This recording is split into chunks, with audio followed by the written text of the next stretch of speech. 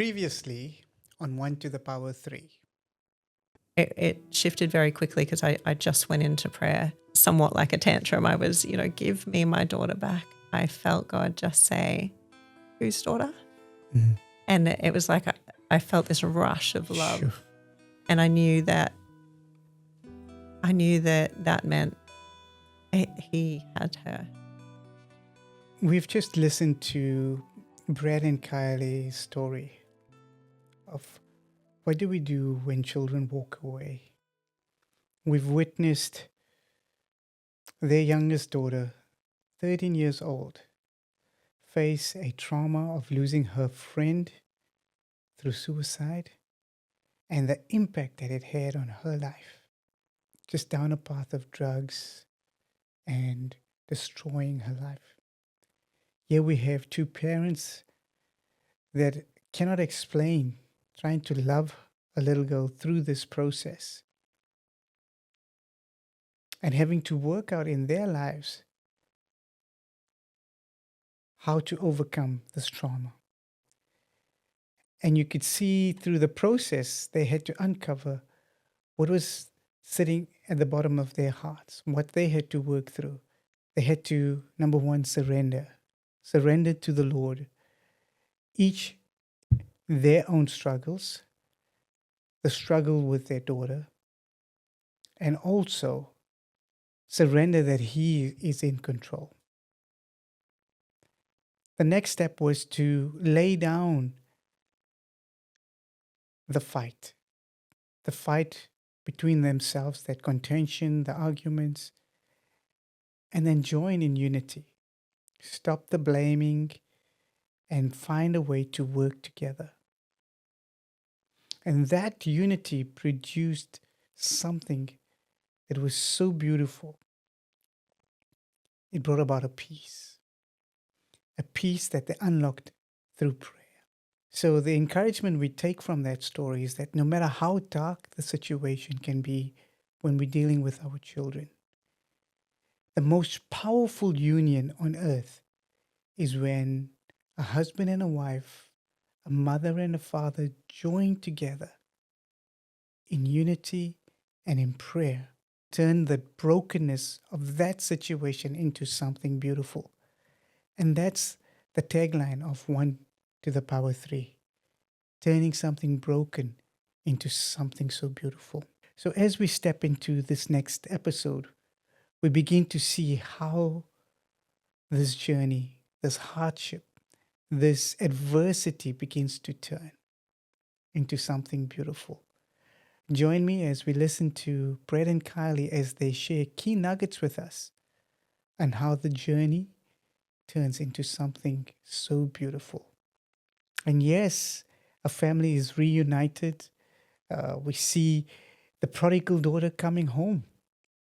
And that's the title of our episode. The prodigal daughter comes home. Thank you so much and enjoy. We are covering confronting topics like suicide, self-harm, drug abuse, and when children go missing. So please be aware and take precaution.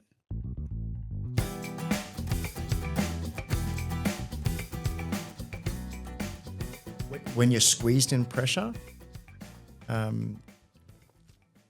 it reveals things. Yeah. Because when you're squeezed, the juice comes out and you can tell what's going on. Yeah. And so often our pressure in our normal situations and the things that it squeezes out towards our spouses or our family, even just our normal interactions when we're under pressure, sometimes what we do is we see those things or the behavior that happens or something that happens, and then it compounds because then it creates a narrative that, I shouldn't have done that. I'm a terrible husband. I'm a terrible wife. I'm a terrible this. I shouldn't. And now I'm just putting more blame on myself. Mm-hmm. But when pressure comes and it squeezes out and you get something like that, that's just a symptom. It's a fruit of something deeper. What's really going on? Because I don't blame my wife. Yeah. But why did I respond like that? Yeah. Why did I respond like that? And so counseling for us, we really uncovered just undealt with traumas in our own marriage. Yeah. Yeah. Like things from 30 years ago Yeah, start coming up and you're from like, back, yeah. wow, I didn't realize that was impacting That's me a so root. much Yeah. that now that we've got this big squeeze on, out comes this little thing. You're like, where did that even come from? So it's important to go back to where that came from, because you can't fix it by just taking that out. Yeah. You need to actually address. And that's the part thing. of the healing process. I encourage people, it's like, even if there's just tensions under the normal pressure, not even in big crisis, take note, Yeah. get help. Get help. 100%. You know, the name of the podcast, and it's 1 to the power 3. And I say 1 to the power 3 because it's significant in that we are spiritual beings, right? We have a soul, which is our mind, our will, our emotions, right? Our decisions, our intellect, everything's in that capacity. And we have a body, right? You guys had discovered that you're stepping into a spiritual zone, spiritual warfare. You couldn't do that from a physical place. No. You couldn't do that from a mental space. And you couldn't do that from an emotional space. We cannot live and fight our battles in the soul, in the emotion, and in the body when it is a spiritual battle. We have to find our grounding within the spirit and fight from there, because there is where the real fight is at. And when you took the fight in that particular dimension, this is where breakthrough came, right? So talk to us about how prayer brought about that breakthrough. We were just washed in this bubble of love and joy and peace and patience and just this grace, that it was profound for everyone around us. It was actually like overflowing into everyone else's life, not just ours. The being able to actually be just so at peace and grateful, even to the point where we're actually okay. Our family is okay. We're safe. We're well. We're loved. We are overwhelmingly loved, even if she's not returned to us. Sure. So that was actually like You had to make peace with that. We made peace. When COVID hit and everything locked down, our daughter's missing. Like, no idea where she is. Like, and so when people go missing, because it wasn't like in the past, like she's just up to no good. She was missing. And so, but no one knew where she was. In that world, having known and seen experience from my own experience, but also working with people that have lived lives like that, you know what's going on. And when people go missing, one, because they don't really want to be found, but also because something bad's probably happened. Yeah. And I can't even explain the peace. Mm-hmm. Can't even explain it, because we're so diligent in just entering that space, because we knew if we weren't in that space, we'd just compound the problem. It's a steadfastness, right? It's a faithfulness. faithfulness. A steadfastness, a faithfulness, a peacefulness. It's like, and it was odd, because it's like the Spirit was talking to us that she was dead, but filled with with hope at the same time. Sure. Like it was like we were led to the point where, well, how are you? Yeah. If you did lose everything, It's a juxtaposition, man. You're facing, and you go, actually, we are good. You had a sense of helplessness and grief. You know, along the same lines as Brad, we were really having very similar experiences, and I feel like I can barely take credit for any kind of, you know, faithfulness to it. I think in previous seasons, you know, diligently praying meant something, but in this season, the catalyst for me was the surrender. And once I surrendered, it's like I found myself in a place of prayer that I couldn't escape and didn't want to escape. Yeah. And by place of prayer, what I mean is I'm not exchanging words with God. I was just carried. Wow. And I had a hope that surpassed and a peace that surpassed understanding.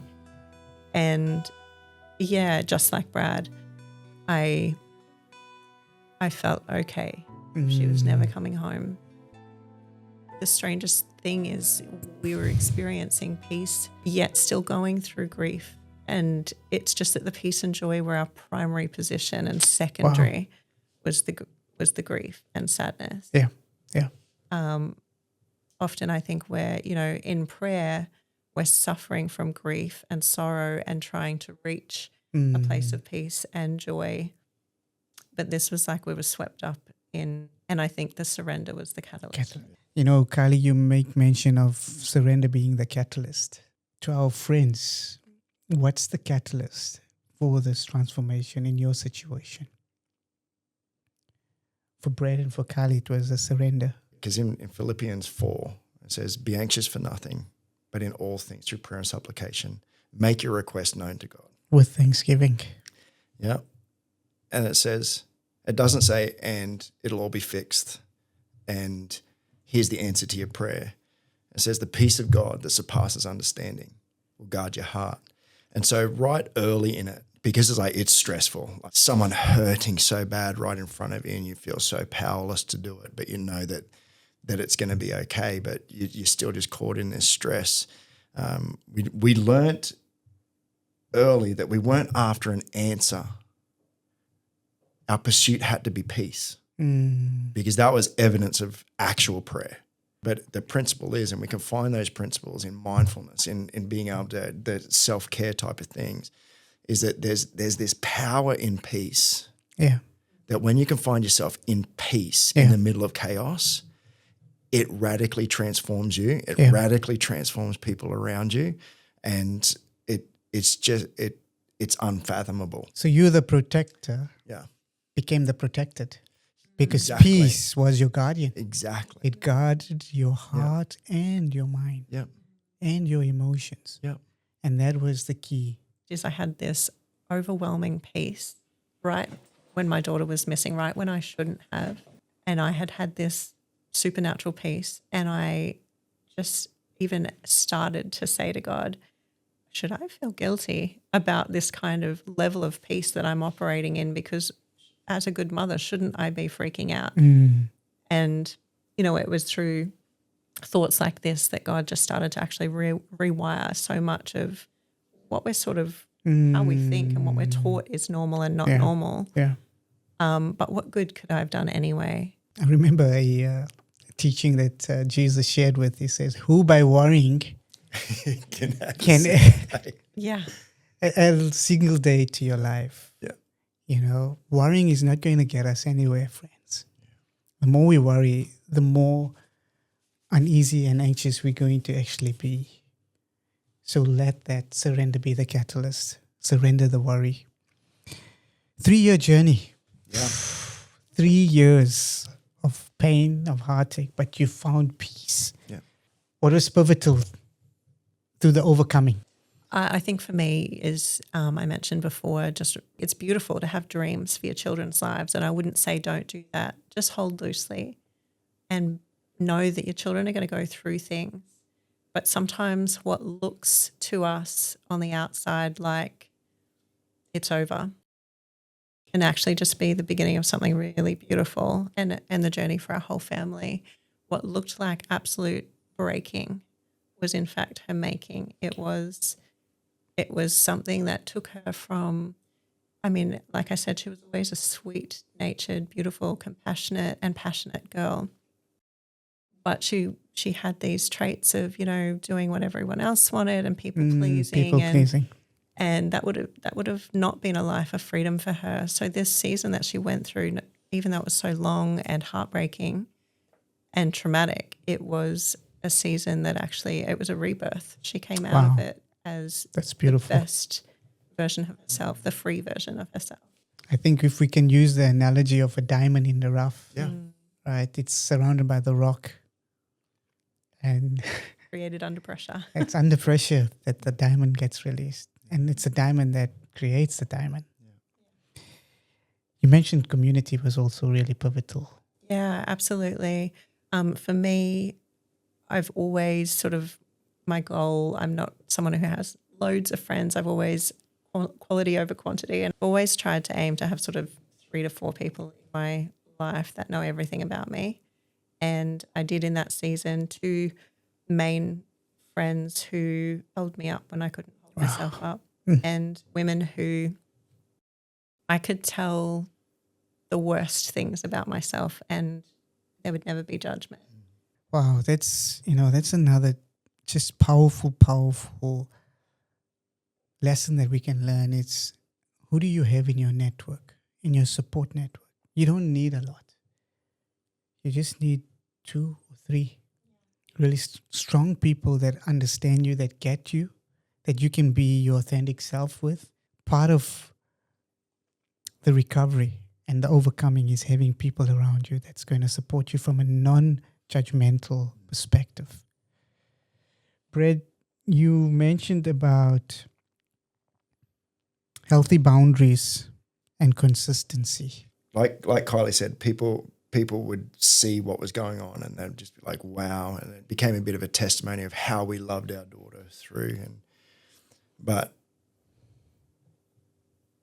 it was marked very strongly with boundaries, and matched with the love and the consistency of love and unconditional love to her. And so it's so easy to fall into an unhealthy empathy that is empowering of the actual addiction. It was one of those things that not giving into the fear of the situation and fear of losing that person because you have boundaries.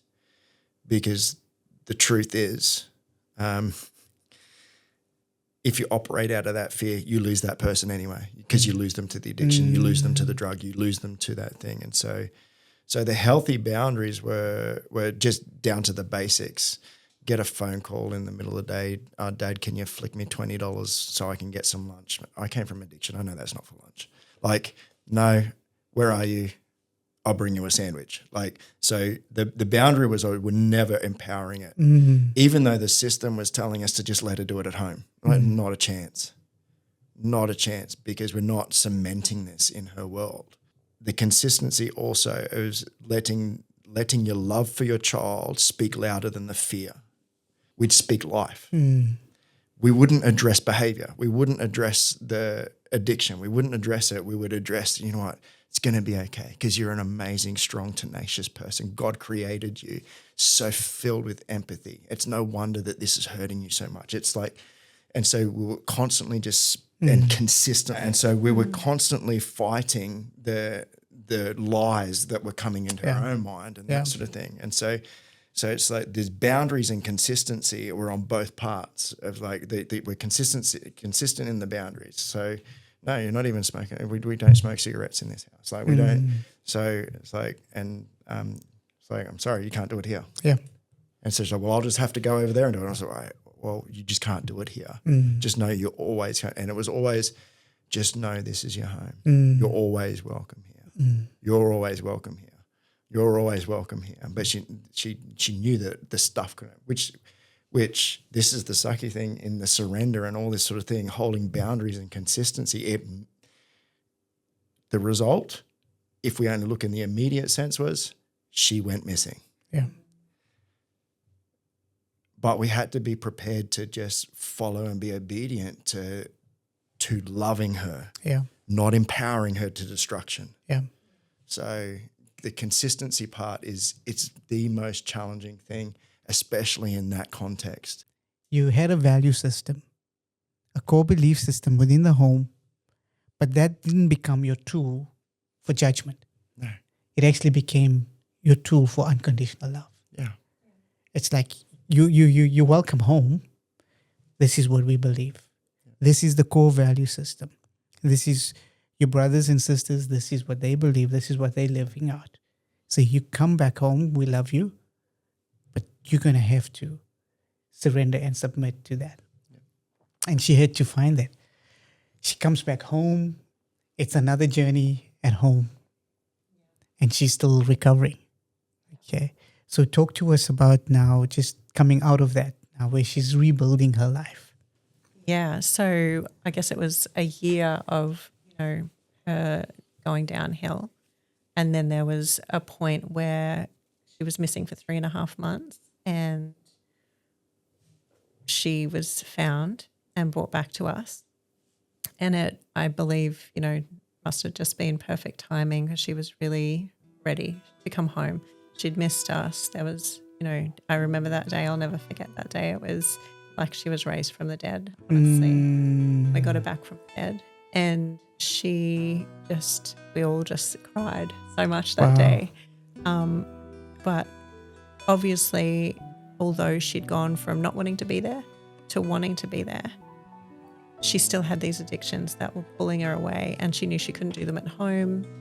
I think she was even too, ashamed to really talk to us about what they were and how deep they ran. So she was home, I think, for about 3 weeks. I saw this sheer will in her trying to just stay home and, force herself out of addiction, to the point that, it nearly broke her, and she'd go missing for a day or 2 days, and then she'd come home and she'd be, like Brad mentioned earlier, coming down, and she'd basically just be very tired. She'd come home, she'd sleep for 24 hours, and she would wake up and be just aggressive, looking for a fight, holes in walls, all sorts of things. And so that happened 3-4 times, and basically what would happen is we'd have to call in an ambulance. They would sedate her. They'd take her to hospital. At first she was like, please, Mum, don't let them keep me here. And I said, I'll always take you home, my love. Second time was, you can come home, but this can't happen again. And third time was, if this happens one more time, I will let them keep you here. And it was tough love, and that was not a formula. That's not a formula. That was really just us being guided by what we felt. She got the help. Her desire for life overcame her desire for the drug. But yeah, she ended up finding the help that she needed. Slowly but surely found herself a way out of that addiction hole, then was restored to us completely. When she just got to the point where she's like, I can't live here. I want to get better, but I can't live here. She's like, can you just stop loving me? Like, she was angry at us. Can you just stop? Stop, I don't deserve it. There's still stuff going on in that particular home that's probably very different to our value system. And so once some of that recovery and she got to that healthy place and she actually moved in, we allowed the boyfriend that she had now obtained live with us because they were going to have a baby. And then she just couldn't believe, she kept getting angry with me at how nice I was to him. And it's just like, it's still just this wrestle. And I'm like, well, this kid's scared. I've been this kid. I was just about to say it's a deja vu. I've been this kid. Right, you guys were in that situation. Talk about 3 takeaways. Letting go of how you think things should be. Have a dream for your child, but hold loosely to that. Hold tightly to just loving them. I think that's the key takeaway for me, is don't try to control. Yeah. Be okay with not being in control. Part of the surrender was obviously surrender. So we spoke about the unconditional love. You spoke about don't control. Mr. Consistency. And tenacity. Come on. And tenacity. Right. Like, you got to dig in. Yes, you've got to dig in. Come on. Just victory stories. It's like, no one's handed it with a silver spoon. No one's handed anything with a silver spoon. We're created to overcome. That's why we need challenges and stuff. And so, but you need to dig in on these things and stay consistent. But you got to dig in on the right thing. On the rock. On the rock, which is filled with love and grace and mercy and just be relentless in holding yourself there. It's not holding it for the other person. You have to hold yourself there. You need the voice of love to speak louder than the voice of fear.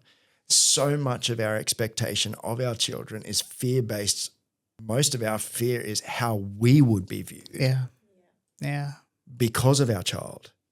Like, forget about Yeah. What it. would people think? Forget about Yeah. it. I just abandon you Mm. and love the kid. Yeah. And so I had to actually create a narrative of grace and love toward my daughter, not judgment and condemnation of behavior. How purposeful I had to be in that, Yeah. to just choose love that kid. If I lose everything, I don't care. I'm going to choose to love the kid. Yeah.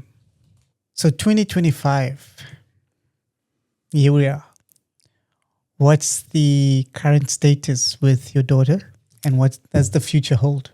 Oh, she is a beautiful mama of 2 babies now and happily married to the man of her dreams. She's back in church. She is just in her own home and living her best life. She's loving motherhood. She's passionate about Jesus. And she's healthy, still on a journey. Obviously, those things take time. But she is doing so well. Oh, that's good. From a dad? From a dad, I concur. She met one of the most wonderful young men that you could hope for. That is, it's almost sickening how just beautiful their little family is. Like everything, how they interact with each other, like their hopes and dreams. And it almost makes you sick. It's just so filled with love. Like it's so in love. it is the rest of the kids, because we got adult kids and partners and lots of grandbabies, but it makes them sick. They're like, oh, come on, guys. Because they just dote over each other. Kylie's about 35. Yeah. You're about 50. And 73. And you've got 4 grandbabies. What, your 4 kids, 4 kids. right? And 4 grandbabies. Yeah. Wow. 4 grandbabies. Yeah. No, they're just the joy of our life. The clan is growing. Yeah. The clan is growing. The beautiful thing is, going through stuff like this, you realize what's important. And for me, just really cemented how important family is. And so really reshaped a lot of our world, didn't it? And it's probably one of the most profound experiences to go through and overcome. That's the key thing. Like that we're here because of the overcoming part of it. It shifts you, it changes you. It's like changes every cell in your body. So to become a better human. And that's what adversity is geared for us as humanity, to just turn us into the best version of ourselves. Yeah. Let surrender to the Heavenly Father be your catalyst for transformation in your world. I would say I'd like to leave that special treasure with you. Empathy shouldn't empower the addiction, right? There's a significant difference between empathy connected with mercy. Yeah. And this is what we need. Yeah. It's when empathy connects with mercy that it becomes something that allows them to grow. Yeah. We mentioned about the rock, and you mentioned about digging in. You mentioned about holding fast. Yeah. But I want to say that you could do that because He holds you. Yeah, definitely. And this is something that I found in my life, that He holds me. Yeah. And if anything I had to describe, that He's faithful in that. Yeah. And so to our friends, I'd like to pose some questions to you to think about. As parents, what expectations are we placing on our children that you need to let go of?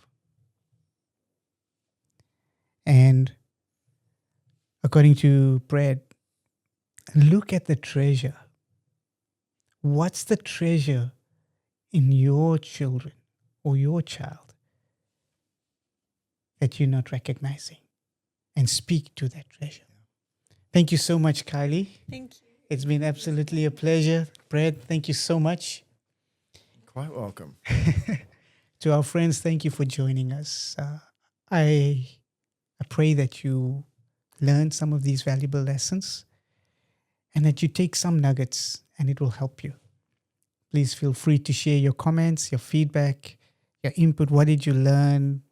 Maybe you're going through your own journey and you can share some something that we have not covered, please feel free. And thank you. Look forward to seeing you next week. Bye for now. Coming up on next week's episode. So your mum was diagnosed with breast cancer. Breast cancer, yes. Yeah. So at first it was like you kind of have a little bit of hope because obviously they say we're going to try all these treatments. It's traumatic, but there's still hope. There's still hope at this point. You think, well, other people have recovered, other people have gone into remission and they've come out the other side. Roughly about the age of 10 was when it started to get to that point where it was like, it's just a matter of time kind of thing. And then when that hammer kind of falls on you, it's kind of like, yeah, this is a big impact on my life.